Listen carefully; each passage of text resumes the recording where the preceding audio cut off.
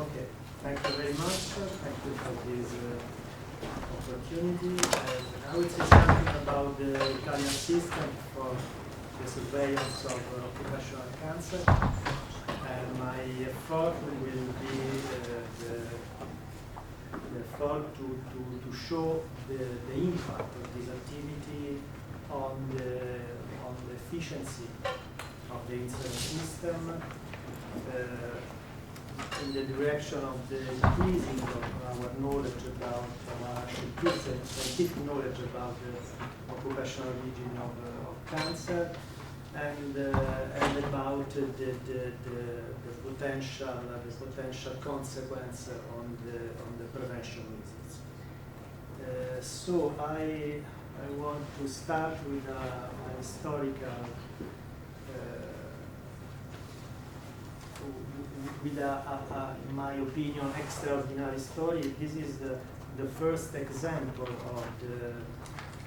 of the surveillance system in the middle of the 19th century.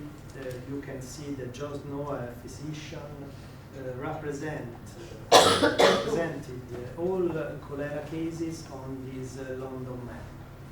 This is an extraordinary story because this is the beginning of epidemiological surveillance, and this is the way for defeating the cholera. Through this map was formulated the idea, the role of contaminated water. And this is very important in my opinion because the method is very similar with respect to our experience. But occupational cancer, this is the distribution of attributable fraction of occupational attributable fraction by anatomical site. I want to underline the great variability in the attributable fraction. For mesothelioma, substantially all cases are occupational related. For sinonasal cancer, there is a great attributable fraction, but this parameter is very present a great variability. And the Italian system uses this epidemiological finding to define the organization of the system.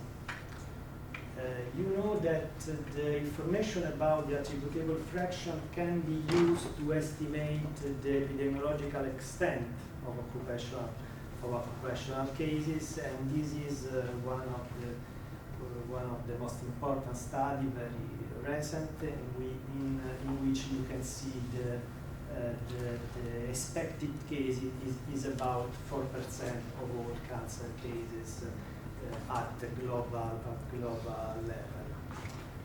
We have used this information trying to understand the epidemiological extent of occupational cancer cases in Italy. And the result is what you can see on the slide, but I want to underline the gap, the distance between this epidemiological finding and what we know from the insurance system.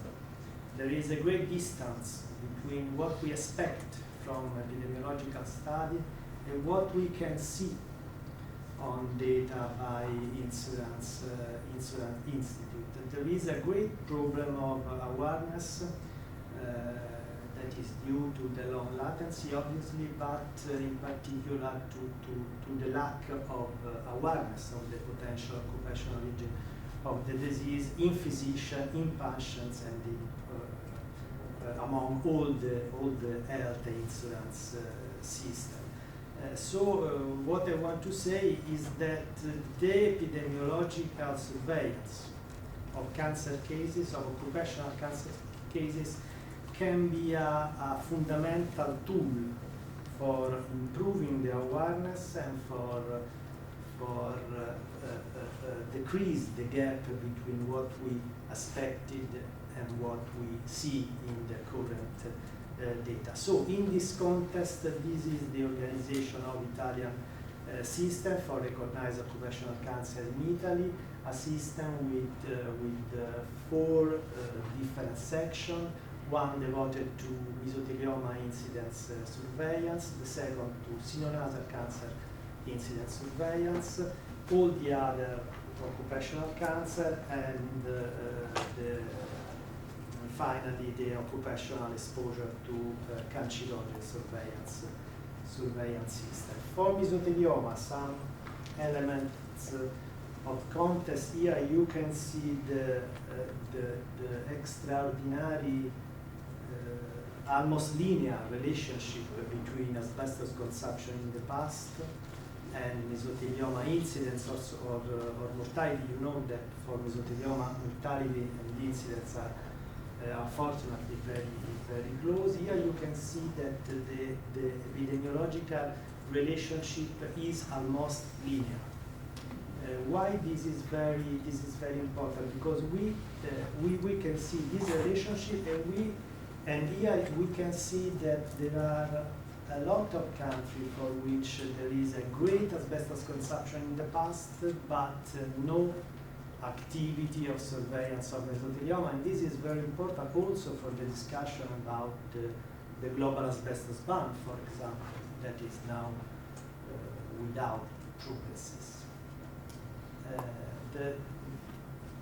The second thing that we can understand from this graph is the position of each country. Italy is about in this area, a great amount of asbestos consumption in the past, and now very high mesothelioma incidence and mortality rates.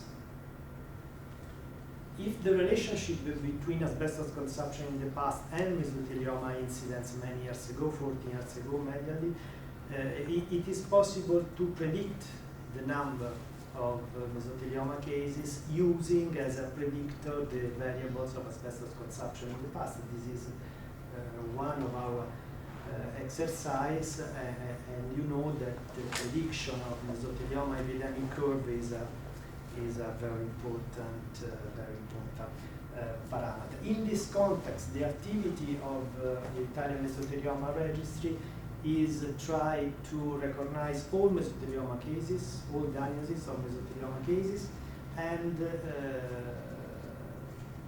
analyze the modality of asbestos exposure, occupational, familial, or environmentally, by the means of individual question. I don't say many things about the methods, but I want to say something about some findings, just to discuss together the potential role of the surveillance system for the prevention of the residual occasion of exposure to asbestos. This is an important finding by the network of Italian mesothelioma registry. Some years ago in Lombardy region, a cluster of mesothelioma cases in women has been recognized, and the analysis of the occupational histories for each subject allowed to understand the presence of asbestos in the brick system, in the textile non-asbestos sector. And this is the reason of the great amount of mesothelioma incidence in women in Italy. In Italy, we have estimated a gender ratio of about 2.5. But you know that in Australia the gender ratio is 12 to 1. It's very high. The number of women affected by mesothelioma in Italy is very important, and this is one of the reasons. What I want to underline is that without the epidemiological surveillance of mesothelioma, without the individual analysis of exposure cases by cases, we now know that there was in the past this problem of exposure. Without the epidemiological surveillance, was more difficult. And I think that we have to discuss this point, because in my opinion is very important.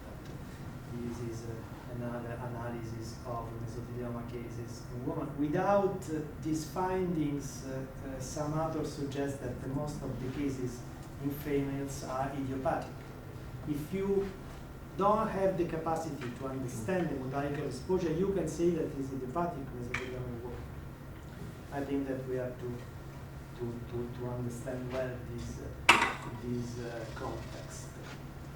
Many years ago, Professor Selikov and Professor Landrigan predicted that there was three waves in asbestos cases with this subsequent trend. And now we can say something about this by the means of the data of Italian National Mesothelioma Registry, and we can say that this prediction was is correct. And at the beginning of the activity of RENAM, we say the prevalence of cases due to exposure in shipbuilding, in railways, construction and repair, in asbestos cement industry, in ethermit plants.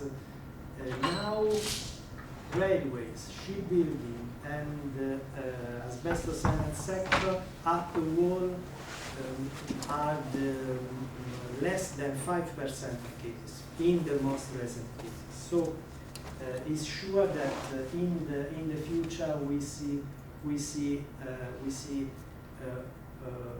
a number of cases decreasing.